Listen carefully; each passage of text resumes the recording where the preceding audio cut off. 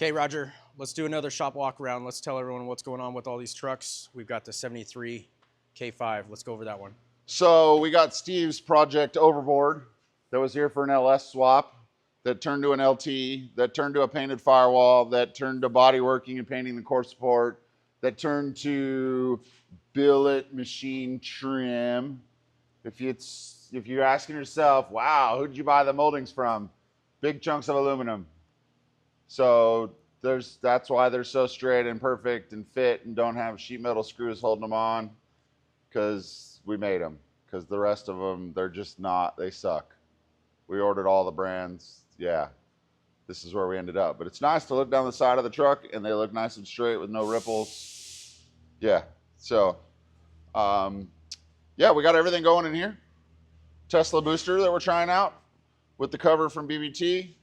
We're machining this radiator top cover just to make this nice. We'll put a badge on it that says the guys at Ironworks built it. Little cold air intake over here. We got adjustment tape on there for our hood hinges so everything can kind of go back together easily where it goes. Looks like we still need an oil cap, a couple other things. I believe we're going to paint this piece in the BBT firewall panel that blends right in once it's painted and just looks the way it should. And air intake tube is set in here and powder coated. Wiring's all done. We're getting really close to firing everything. Just trying to button it up and make it nice. Getting ready to do something with the not very adequate seats. They'll work comfortably, but they don't look very nice. They look like they came out of some guy's farm work truck. This was in there previously. This was in there previously, and so we're just going to get that fixed. Make those look nice, make them look period correct. We thinking we're going to strip them down or just start over? We'll strip down these and probably just add some vintage looking inserts to them and make something that's a little bit more timeless instead of farm truck themed. So this truck's come a long way. It has, yeah. Excited for Steve to come see it. He's been busy.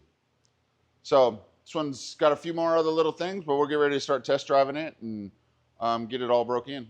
If this is your first time catching one of these shop updates, just a reminder, this whole truck, as Roger said, came in for an LS swap, but then exploded into a bigger project, which included taking the whole cab off the chassis and taking the factory chassis, repowder coating it, just going through all the bushings. Everything is now refurbished, all back to more of a factory state. Leaf spring setup. We didn't go with an aftermarket chassis. Everything's factory, but all cleaned up and looks great now. 10-speed automatic, outless transfer case, a bunch of stuff that's just the intent for this is to take the grandkids to breakfast on Saturday morning and have fun. Yeah. It's not new headlights, just everything is to make it a really nice driver. Just make it a nice driver where you're not like, man, these headlights kind of suck or this sucks. But also Steve's pretty detail orientated, so he wanted us to get rid of the spot welds and do some of those things. But this truck was all PPF before we got it, and so we're leaving the PPF and we just repainted the firewall and not trying to get out of hand with things because we can do that pretty easily, get out of hand. But just leave it simple and clean and nice and something that he can use and put his grandkids in and just enjoy it for what it is. Great. Let's get an update on this truck right here. So here is the number 4 crew cab that we have kind of in our roster. It's 87 we've been working on for a little while. We got some prototype mirrors from our boys over at Intech Auto that look like the old factory mirrors that they have some fancy little light on the bottom under here somewhere. It'll shine on the ground when you click it and unlock those things.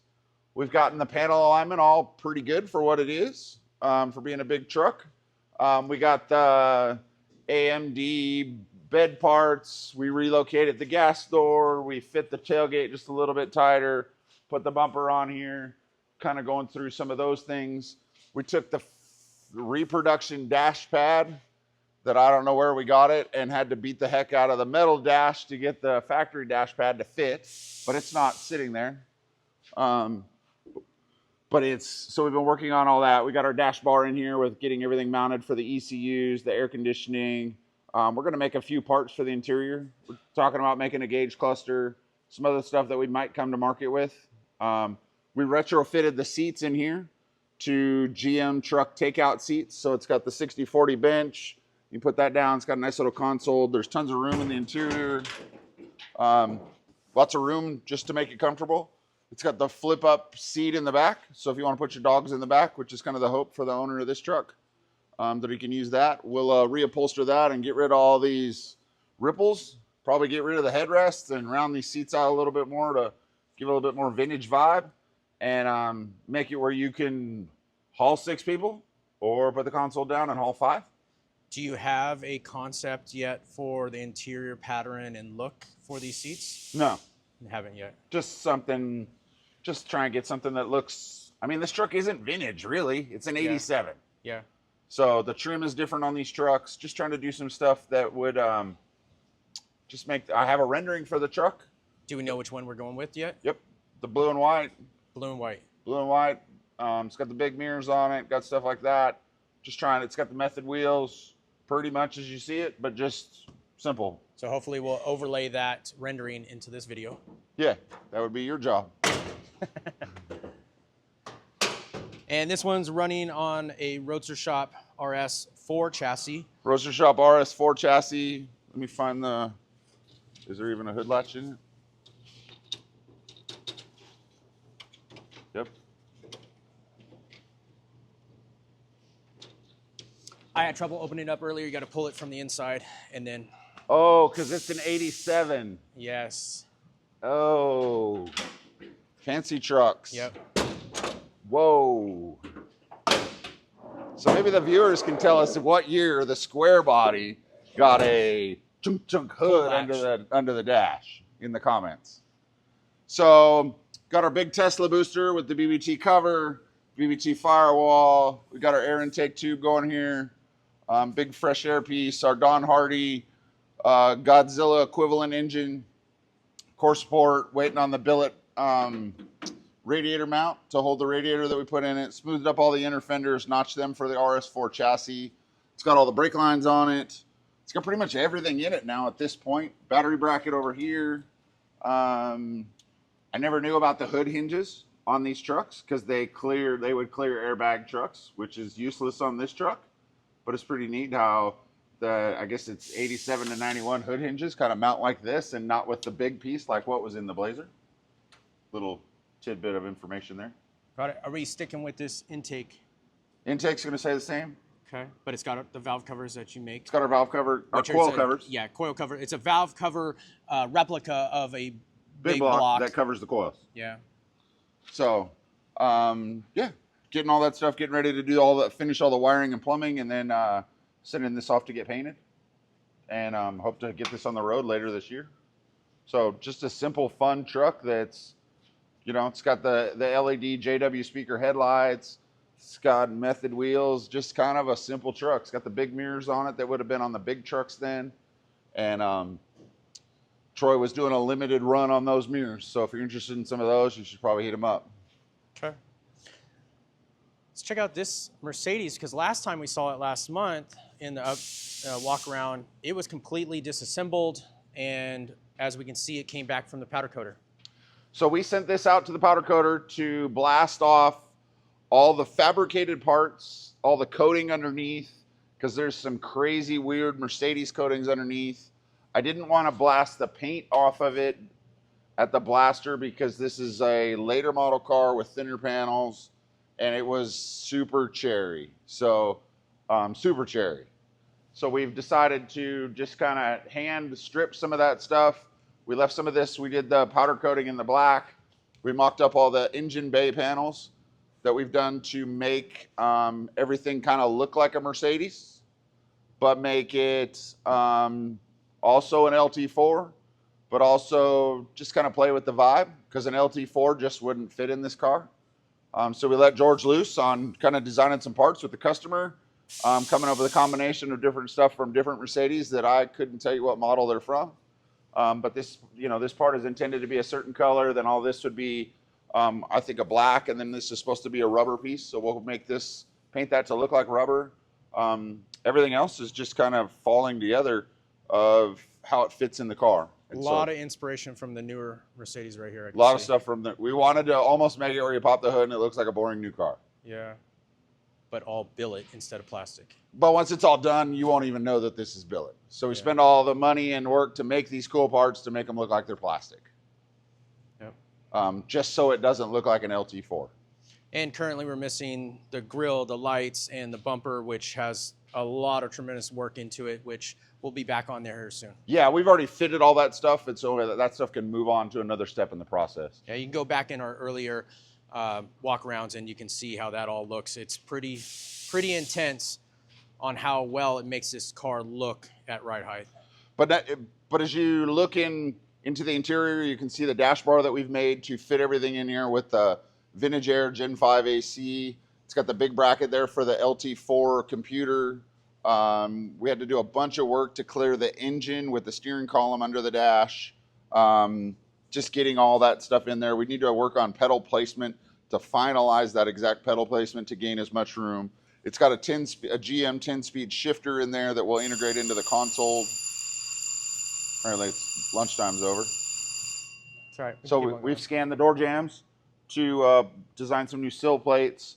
But everything on the bottom has been now, all the coatings were removed, and then everything inside was blasted and powder coated. So everything on the bottom side and the inside is powder coated, just so we don't have to deal with that later. So we've kind of put everything together just to finalize all the mechanical side of stuff for charcoal canisters, fuel fill vents, everything that kind of integrates with the car is just put back in the car to run the wiring and do all that stuff, because we couldn't run it underneath with that nasty coating that was underneath the car. Can we talk about the suspension on the car? The suspension is C7 Corvette based in the front. And so we started with a Art Morrison front clip. We scanned the clip that they sold us and integrated that into the original Mercedes, and then cut everything in with templates that we made in SolidWorks for cut lines and fabricated parts, and integrated all that together. We wound up making our own lower control arm to lower the rack even further so that the engine didn't have to go back any further than it already is. In the back, it's a Morrison independent rear suspension cradle that we also integrated into the Mercedes. That is, the cradle itself is removable.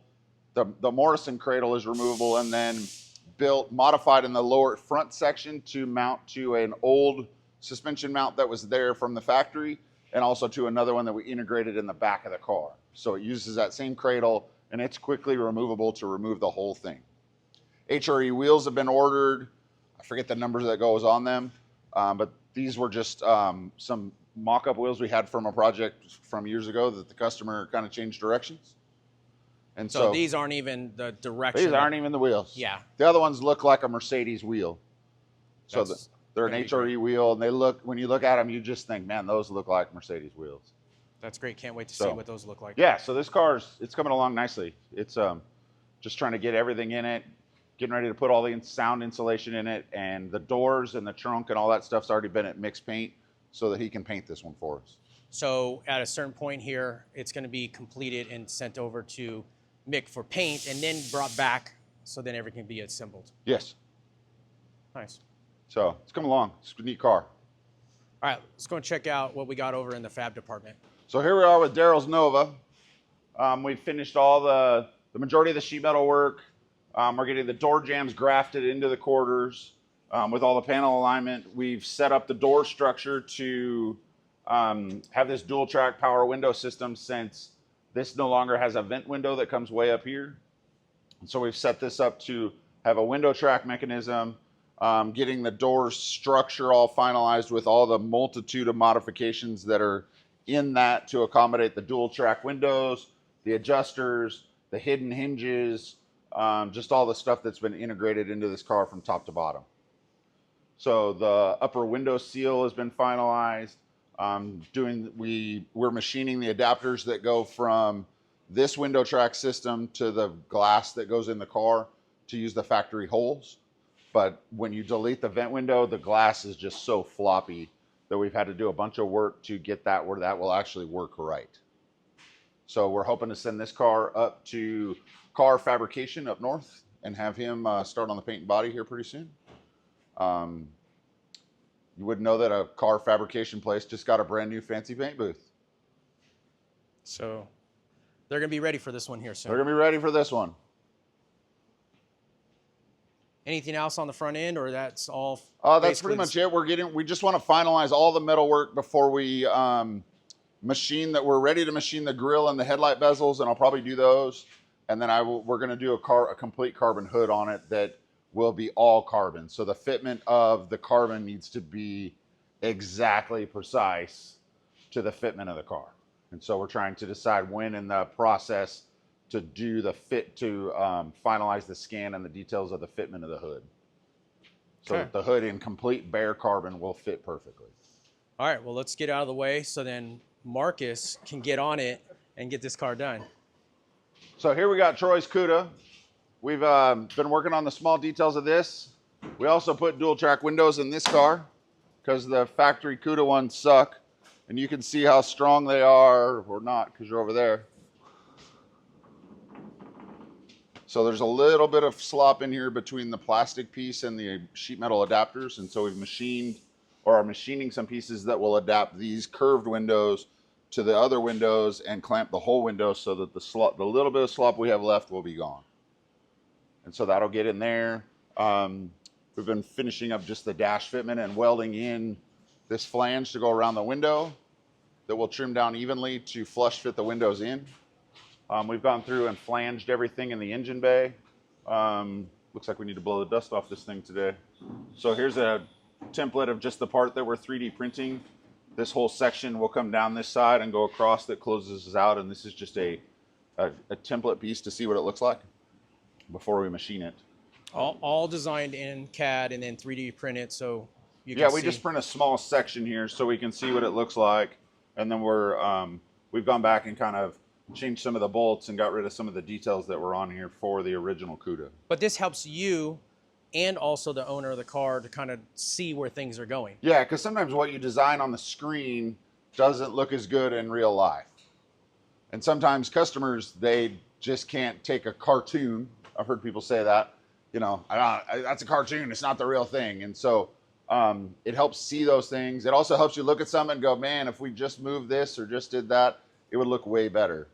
And there's a lot of times guys to build cars and you can tell they machined some really fancy thing, and the first time they got to see it was when that fancy expensive piece was sitting in front of them and not able to kind of tweak some things to go, man, it's, nobody gets it right always on the first try. So you use a lot of this in a lot of the different builds that you're doing, especially the Mercedes had a lot of 3D scan stuff and 3D printed items to see how it looked, to get the final tone when you look at the actual car. Yeah, there's the scanning, because the scanning would come in and basically pick up everything to put it into SolidWorks, into the CAD design program. And then you're able to print what you design in there. Here, as you can see, it's got the bungs and got things like that and the parts to make it bolt together. And you can see where our parting lines were, because this is a multi-part piece, but we've printed it as one, and it's just a small section. So this piece would go here, but this is set to be removable so that so you don't have to unbolt the fenders to access the radiator. But we wanted to cover up the radiator and kind of hide that in the fan shroud a little bit to make those things just a little bit more bougie. There's more on this one in our previous, you can see the stages that this car has gone through, but it is turning out to be a really we're nice... just going through the refinement process now, just refining everything to get it to where we actually want everything to be detail-wise. Great. We will touch very quickly on the Chevelle since we're going to have a video dedicated to it, but we can touch on it real quick in this shop update. So Chevelle number 6, body is now welded to the chassis. The wheel tubs are getting final welded in there. The wheel tubs were powder coated before they were welded in and just ground down where the spot welds were going to be, just to minimize rust. And then the inside of the car will get just cleaned up. We're getting ready to design all the interior insulation panels to go in the car so that we can start making those reproducible for this chassis. So there would be an interior insulation kit for the floors, a lot of those types of things to make it nice inside. You can see the dash is mocked up in the car. The billet dash that we make, you can see the plastic dash below. You can see our new steering wheels that we've come out with. These are much lighter, A lot of improvements with them. They've got the pads, the D shape, a lot of stuff that makes them really nice. They go to a 6-bolt adapter instead of the 3-bolt adapter that you'll find in some of our other video discussions.